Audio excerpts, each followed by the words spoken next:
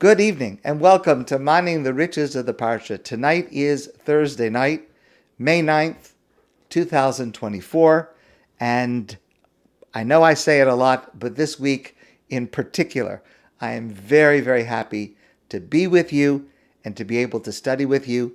And I'm grateful to every one of you for making time that we can be together at this time. Kedoshim Tiyu, be holy. Ki kadosh Hashem, ani Hashem Elokechem. Because I, God, am holy. So you should be holy, God says to us, because I am holy. The simple way to understand that is based on the principle our sages elucidate, mahu af'ata. We should try to imitate God. If God is holy, we should be holy. If God is kind, we should be kind. If God is merciful, we should be merciful. So Kedoshim Tiyu, be holy because God is holy. The Midrash says something quite interesting. The Midrash says, you might think that you and me, that you can be as holy as I, God. Therefore, I, God, say to you, Ki kadosh hani Hashem Elokechem, my holiness is superior to yours. That's kind of a strange comment because, first of all, what human being would even think that their holiness reaches the level of holiness of God? And second of all, what's the point of saying such a thing? Rabbi Shlomo of Lunsk was a great Hasidic teacher. And he explained this by referring to a pasuk, a verse in last week's Torah portion, another incredible pasuk. The Torah says, last week's Torah portion, Achrimos, Ani Hashem, I am God, Hashochein itam besoch tumasam. I am God who dwells among you, even in your impurity. Even when you are impure, God says to the Jewish people, I'm dwelling within you, amidst you. It's an incredible verse. But he explains this to mean as follows, that God is immune to corruption.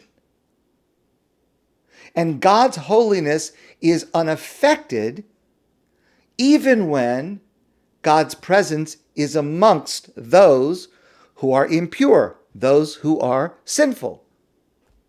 So Reb Shlomo of Lunsk explains, a person might think, listen, if I am trying to stand close to God, and therefore I partake of God's holiness, therefore I too am immune to corruption. And I don't have to worry about being corrupted by a sinful environment. And therefore our rabbis come to warn us, don't make that mistake. God's holiness is on a whole different level than yours. God's holiness is immune to corruption. Your holiness, even of the greatest righteous person, is not in the same category as God's. You know, we want to be holy. But far too often, we fall. We fall to scandal. I am particularly sensitive, as you might understand, to scandals among other Jews, and more particularly scandals among rabbis. A number of years ago, there was a terrible scandal committed by an orthodox rabbi, someone that I knew, up until then admired, someone who up until then I considered a mentor. It was very bad. He hurt a lot of people directly, and he disappointed many, many more. So the RCA, the Rabbinical Council of America, our rabbinic organization, did a lot of soul searching. And we instituted new procedures to try to help prevent this from ever happening again. And we brought in experts to help us understand how something like this could happen. What could we do for ourselves to help us from becoming, God forbid, that kind of person? It was an agonizing time for me and many rabbis. Of course, though so much more painful for the actual victims. But it was hard, it was gut-wrenching to turn the spotlight on ourselves, to have an outside professional evaluate us and point out our weaknesses. Now, through that experience, I learned many things that I was already putting into practice. And I also learned other steps that I did put into practice. But here was the most important lesson that I learned. Every person, of course that includes me, every person is capable of the absolute worst scandalous behavior. And I must create safeguards to help ensure that I never fall in that way. The moment I assume, oh, I would never do that. I'm a moral person. I'm a religious person. There's no way that could happen to me. The moment I assume that, and by the way, no matter how objectively true that may be, the moment I assume that I am invincible is the moment when the potential for disaster is born.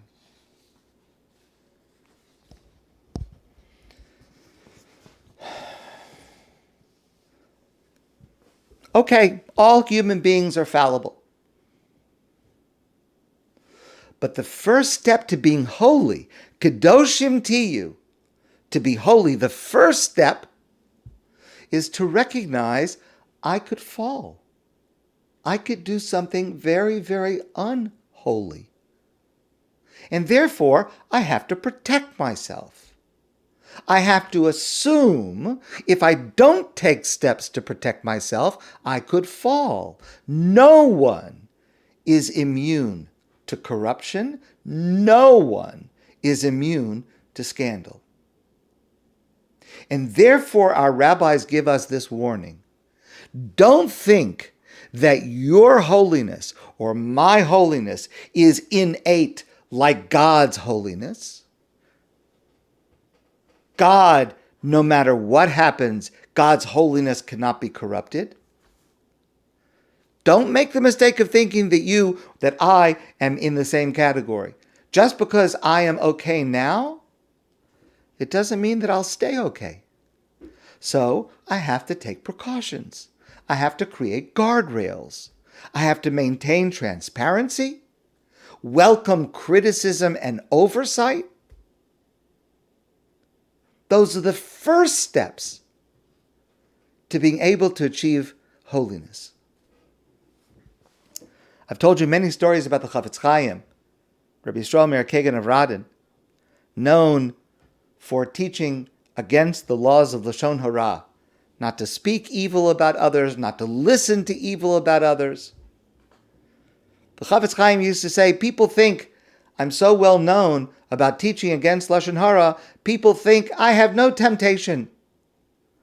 I would never speak Lashon Hara. And he said, it's not true. I have the same, maybe even in greater temptation to gossip about other people. But I take precautions. He used to say, the reason that we have fingers is so that we can put them in our ears in order not to hear words that we should not be listening to when someone is speaking negatively about someone else. I and every one of us need fingers in our ears or the equivalent. Otherwise, we cannot hope to achieve Kedoshim Tihu, to be holy.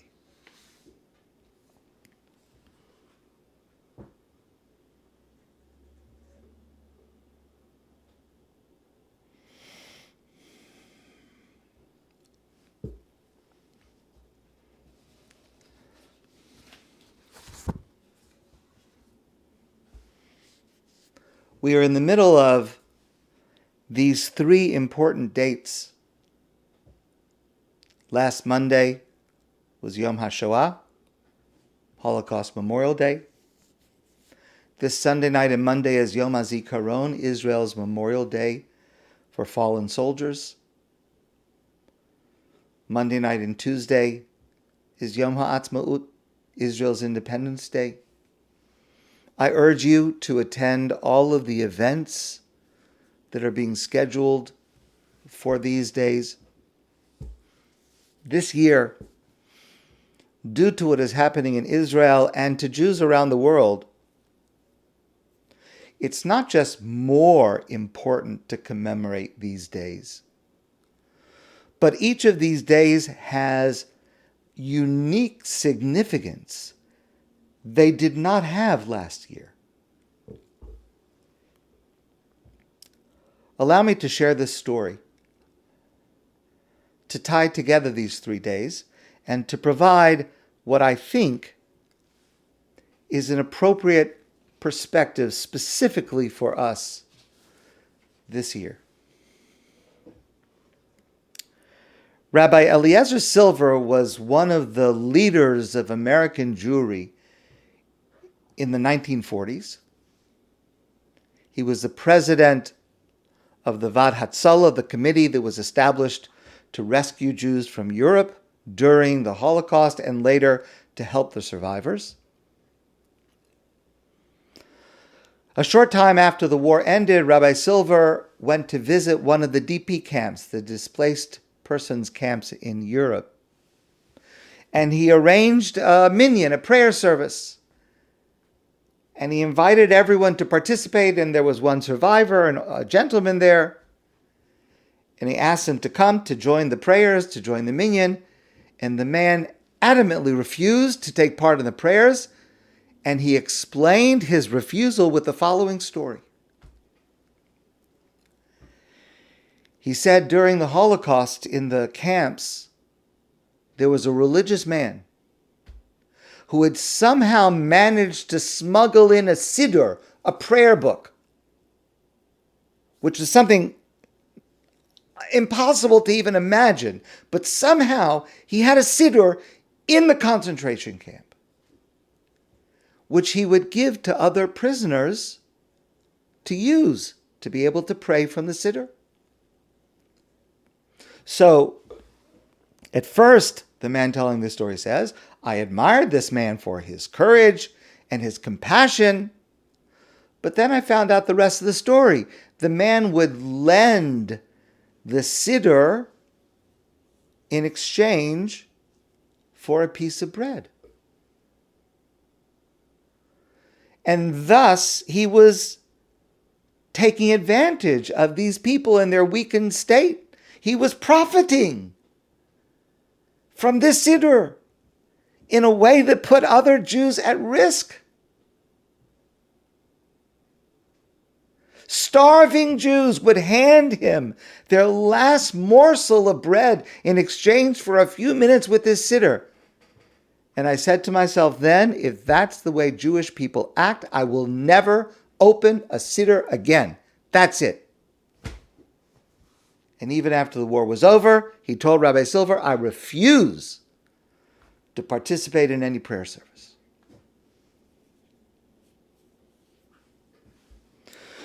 Rabbi Silver listened to the story. He thought about it for a moment. And then he responded in a very gentle voice, and he said, "My dear Jewish friend, I understand how you're feeling. It's difficult to judge a person in such excruciating circumstances, but you're right, this man should not have used his siddur in that way. But I have one question for you. Why do you focus on the man who used his siddur to take food away from starving Jews? Why don't you focus instead on those starving Jews who were willing to give up their last piece of bread for a chance to pray from a siddur?"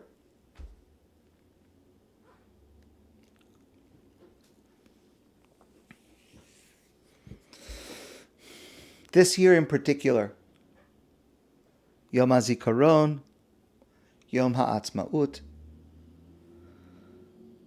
we can easily focus on the mistakes that were made that led up to October 7th. The mistakes that have been made since October 7th by the IDF, by the intelligence services, by the politicians.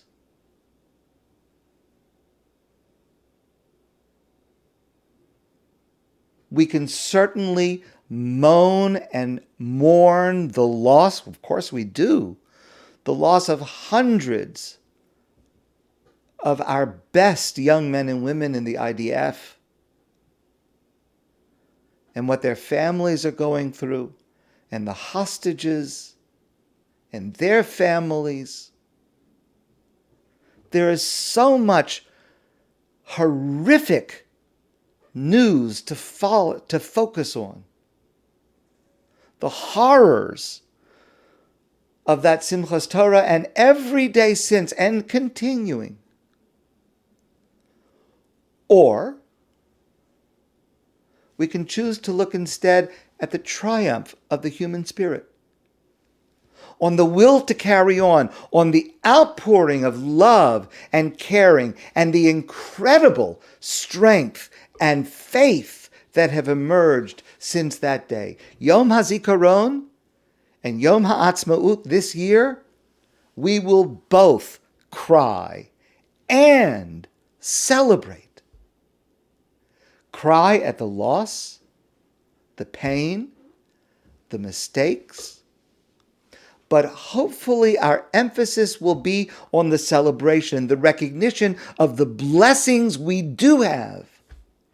The blessing of Medinat Yisrael, a modern state of Israel, the blessing of the IDF, the blessing of Israelis who help in so many ways, the blessing of Jewish students around the world on university campuses who stand up for their Jewish identity like they never have before. Daniel Gordis told this story a number of days ago. He attended a bris, a circumcision. He had a cousin. The cousin and his wife had a baby, and they had a bris. A very beautiful, joyous occasion. It was the first bris that Daniel Gordis had attended since October 7th. One of the group of his cousins had been seriously wounded in Gaza. He was a member of the IDF. He had been seriously wounded. He'd been in the hospital almost since the beginning.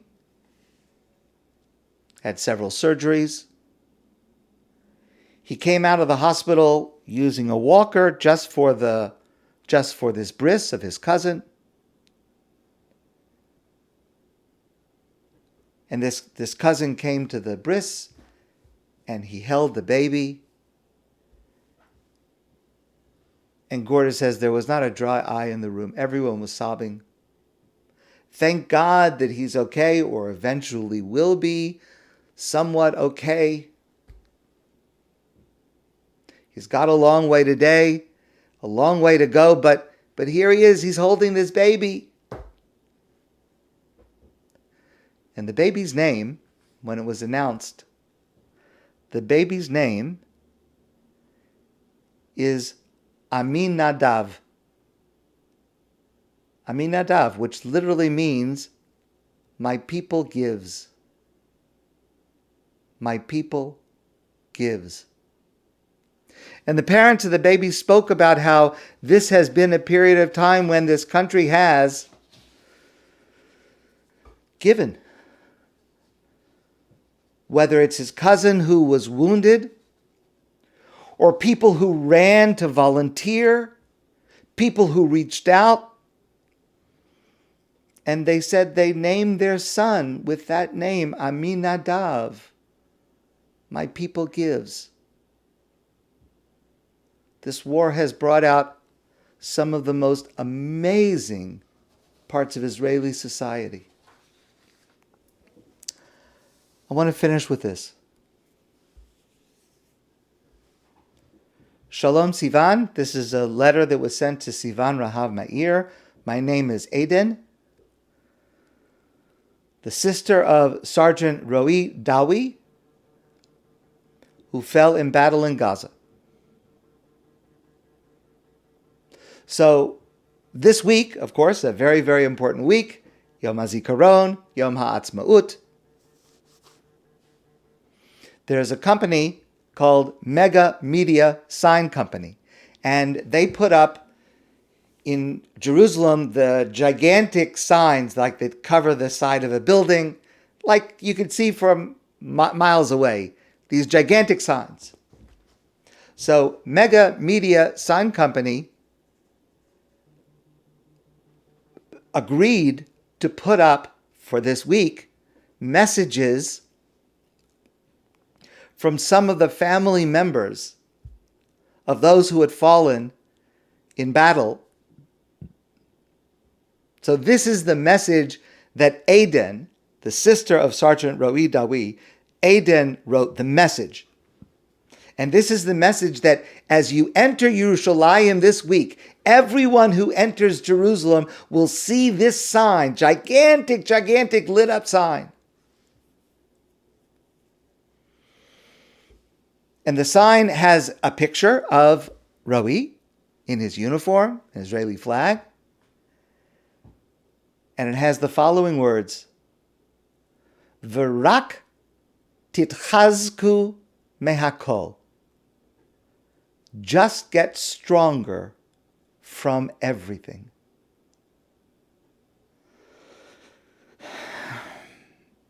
This is my prayer. My hope for this week in particular, but going forward.